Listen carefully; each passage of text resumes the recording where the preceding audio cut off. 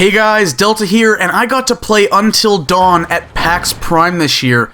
It was initially revealed 2 years ago at Gamescom, and after a lengthy disappearing act, it resurfaced this year once again at Gamescom. Now, when it was first shown, Until Dawn looked like an homage to campy B-movie horror flicks of decades past, and it was also a PlayStation Move-only title for the PlayStation 3. So after those 2 years of silence, it's re-emerged on the PS4, and now using the DualShock 4 controller rather than the PlayStation Move. That said, it does use some motion tech inside the controller to control the character's flashlight, but I'll talk more about that later. Until Dawn is still absolutely campy, silly 80s style horror, but I don't think it's beating you over the head as much with that fact as it did in the initial reveal.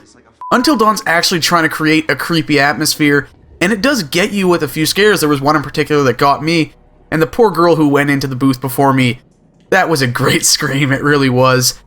It's still emulating films like Friday the 13th, and that is going to create a certain charm that will really divide people. Personally, I can get into the mood for that kind of stuff. I do enjoy those old 80s slashers. It's just good, silly fun, and I honestly enjoy watching it. It's entertaining. Others are going to absolutely despise it. They're going to think it's one of the worst things they've played. This is the kind of game that is absolutely going to polarize fans and critics. I'm not going to be surprised if it reviews poorly, but it's also the kind of game that I think, when the price drops down to $20 or so, it may pick up a cult following among horror fans, whether they're horror game fans or horror movie fans. I think it's something that is going to appeal to the kinds of people who like Friday the 13th and like some of those old slasher flicks that entertain so many people and get so much play around Halloween. I still watch them over and over again every Halloween. The gameplay itself should feel really familiar to anyone who's played Heavy Rain, actually. It definitely shows its inspiration from that kind of game where you're walking around and interacting with the environment, making choices, but it's not, a traditional, like, over-the-shoulder camera sort of thing you see in a lot of third-person titles. That said, of course, it throws in its little twist of horror. And the section I played actually brought in an overall element of mystery that I didn't think was very evident in the initial reveal 2 years ago, so that may be a new thing as well. That said, I'm not a fan at all of having to move and tilt my controller around to control the flashlight. It's an unnecessary and often frustrating mechanic that takes you out of the game. When you're playing a horror game, you want to be immersed in there. You want to have suspension of belief or suspension of disbelief, whatever it is. I think that's the second one is the correct one.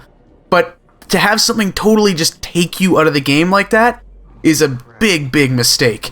The graphics, of course, have also got a nice upgrade. They're using the Killzone Shadowfall engine, and it does look pretty good at times, but animations can look awkward and show that the game was originally meant for the PlayStation 3. It does get a little...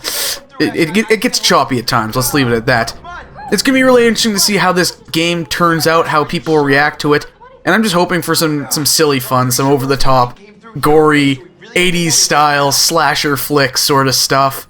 It should be entertaining. It'll be interesting to see what happens. The game is releasing sometime in 2015, developed by Supermassive Games, exclusively on the PlayStation 4.